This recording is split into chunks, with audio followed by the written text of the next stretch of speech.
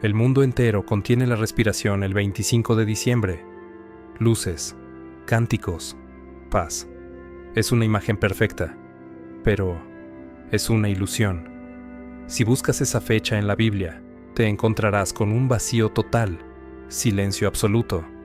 Sin embargo, la verdad no se ha perdido, solo está escondida, camuflada en calendarios olvidados del templo, en la matemática de las estrellas y en las órdenes de emperadores muertos. Y si pudiéramos probar, con precisión forense, el día exacto que partió la historia en dos, hoy no vamos a repetir una tradición. Hoy abrimos un expediente frío. Vamos a unir las piezas de un rompecabezas milenario para demostrar que, cuando el Creador entró en su mundo, nada fue al azar. La evidencia está aquí. ¿Te atreves a verla? Suscríbete ahora a Código Místico. La investigación comienza ya. El testigo del frío. Interroguemos a los testigos. Lucas y Mateo. Nos hablan de sombras, ángeles y estrellas, pero jamás mencionan una fecha. El 25 de diciembre no está en la Biblia. Fue una estrategia de Roma, 3 siglos después, para cristianizar el culto al sol. Pero los textos nos dejaron una huella forense, el clima. Lucas describe a pastores durmiendo al raso con sus rebaños. Detente ahí. En el invierno de Judea, las lluvias son torrenciales y el frío, insoportable. Ningún pastor expondría a sus animales en esas fechas. Los rebaños invernan bajo techo. Este simple hecho físico descarta el invierno por completo. Solo nos quedan la primavera o el otoño. Y no fue un lugar al azar. Esos campos de Belén criaban específicamente los corderos para el sacrificio del templo. El escenario estaba preparado, biológica y teológicamente, para recibir al cordero definitivo. La burocracia romana, la segunda pista, viene firmada por el hombre más poderoso del mundo antiguo, César Augusto. Lucas 2, versículos 1 al 3. Un decreto imperial, un censo. Todo el mundo debía registrarse. A primera vista, parece un trámite aburrido, pero analicémoslo con la lógica del poder. Roma era una maquinaria eficiente, fría y pragmática. Un censo tenía un propósito: impuestos y control. ¿Crees que Roma ordenaría a millones de súbditos viajar a sus ciudades natales en medio del invierno, cuando los caminos eran lodazales intransitables y las tormentas hacían imposible el tránsito? Jamás. Roma necesitaba caminos secos y cosechas disponibles para alimentar a las masas en movimiento. El decreto de Augusto, sin saberlo, obedecía a una profecía de 700 años de antigüedad escrita por Miqueas. El Mesías debía nacer en la pequeña Belén. Y para mover a un carpintero y a su esposa embarazada 130 kilómetros al sur, desde Nazaret, se necesitaba una razón de peso mayor. Piensa en José y María. María, al borde del parto. Imagínala caminando o sobre un burro bajo una lluvia helada de diciembre, temblando de frío, sin refugio.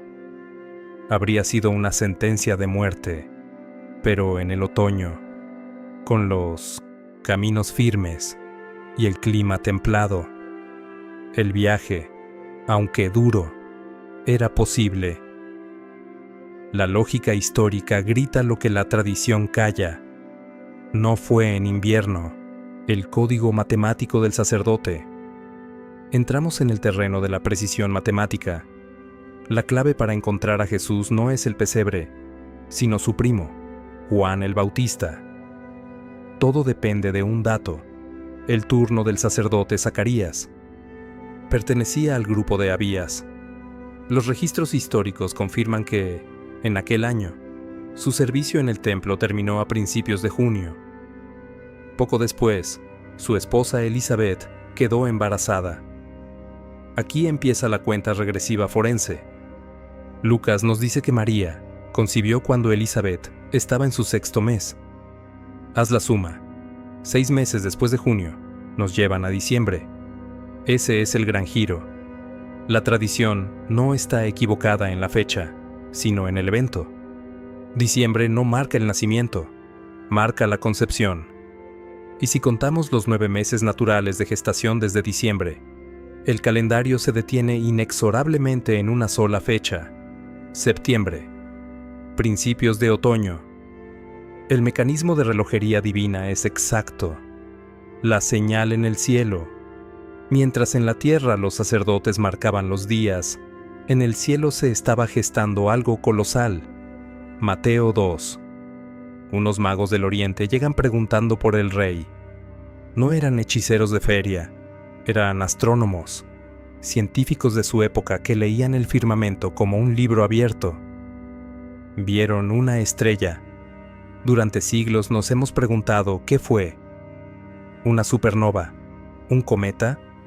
La astronomía moderna, con sus modelos computarizados que pueden retroceder el cielo miles de años, nos da una respuesta que provoca escalofríos. En el año 7 a.C., ocurrió una danza planetaria única. Júpiter, el planeta rey, y Saturno, el planeta que los antiguos asociaban con el pueblo judío, entraron en una conjunción triple. Se alinearon no una, sino 3 veces en un corto periodo. Y todo esto ocurrió en la constelación de Piscis, asociada simbólicamente con las tierras de Israel. Para un observador en Babilonia o Persia, el mensaje era un grito de neón en la oscuridad: Rey judío en Israel. El punto culminante de este espectáculo celestial ocurrió en septiembre. La estrella no fue un adorno navideño, fue un reloj cósmico. Dio a los magos el tiempo justo para preparar una caravana y emprender un viaje de meses. Cuando llegaron a Jerusalén, el niño ya había nacido. Los cielos proclamaron lo que la tierra ignoraba: el tabernáculo humano. Pero aún nos falta la pieza emocional, la conexión teológica que cierra el círculo. Juan 1, versículo 14. Y el Verbo se hizo carne y habitó entre nosotros. La palabra original en griego que usa Juan es skenoo. Literalmente significa poner su tienda o acampar. No es una palabra al azar. Es un hipervínculo directo a una de las fiestas más sagradas de Israel, la fiesta de los tabernáculos, o Sukkot. Esta fiesta ocurría cada año a principios de otoño, entre finales de septiembre y principios de octubre. Durante 7 días, el pueblo judío dejaba la comodidad de sus casas y vivía en enramadas o tiendas precarias, recordando cómo Dios había vivido con ellos en el desierto, en una tienda, un tabernáculo. Imagina la escena. Belén está abarrotada, no solo por el censo, sino por los peregrinos que viajan a Jerusalén para la fiesta. No hay lugar en las posadas. La ciudad vibra. 10 días antes de los tabernáculos, se celebra la fiesta de las trompetas, el día de la coronación de los reyes. Las trompetas suenan anunciando la llegada del rey, y días después, comienza la fiesta de la presencia de Dios. ¿Y si Jesús nació exactamente en medio de estas fiestas? ¿Y si el rey llegó cuando sonaban las trompetas? ¿Y si el Verbo acampó entre nosotros, justo cuando el pueblo celebraba que Dios acampa con ellos? El simbolismo es tan potente que corta la respiración. Emmanuel, Dios con nosotros, llegando al mundo en el momento exacto, diseñado para celebrar su presencia.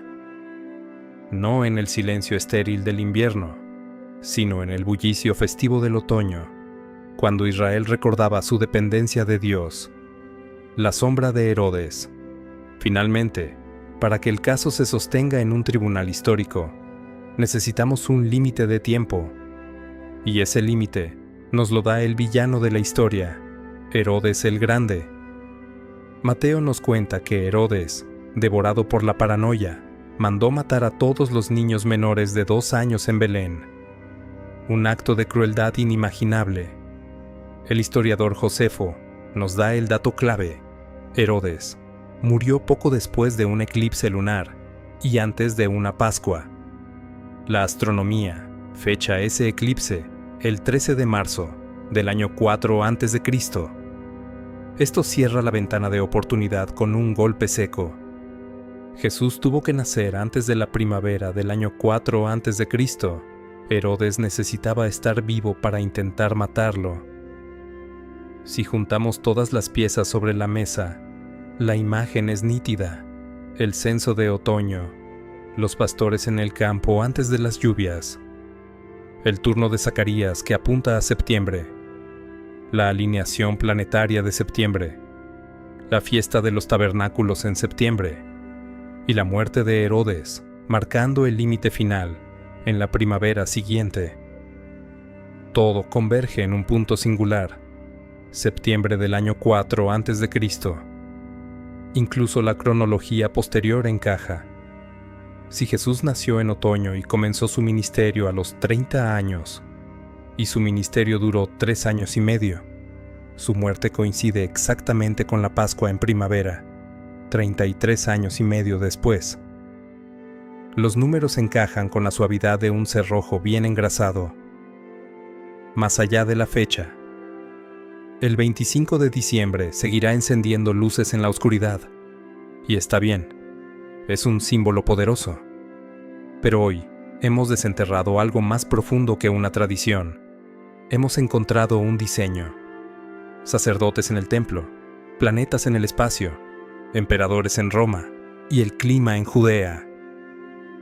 Todo se movió como un mecanismo de relojería perfecto para señalar un solo momento en el tiempo. Aquel septiembre. No fue azar, fue historia. El infinito se hizo niño. El dueño del universo tuvo frío. La evidencia nos grita una verdad final. Si Dios fue capaz de alinear el cosmos y la historia para marcar su llegada, imagina el cuidado que tiene con los detalles de tu propia vida. El misterio de la fecha está resuelto, pero el milagro permanece intacto. El Rey ha llegado. ¿Y tú? ¿Crees que la historia cambia el sentido de la Navidad? Déjanos tu opinión en los comentarios. Y para seguir descifrando los enigmas que la historia ha olvidado, suscríbete ahora a Código Místico. La verdad te está esperando.